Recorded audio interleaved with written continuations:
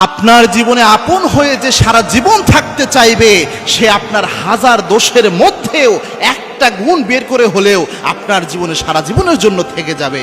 আর যেই মানুষটা আপনার সাথে থাকতে চায় না, আপনার সাথে বিশ্বাসঘাতকতা করে, প্রতারণা করে আপনাকে ছুঁড়ে ফেলতে চায়, সে আপনার মধ্যে হাজার ভালো গুণ থাকলেও এর মধ্যে একটা দোষ বের করে হলেও এটার উসিলা দিয়ে, এটার কজ দেখে আপনার থেকে দূরে সরে চলে যাবে।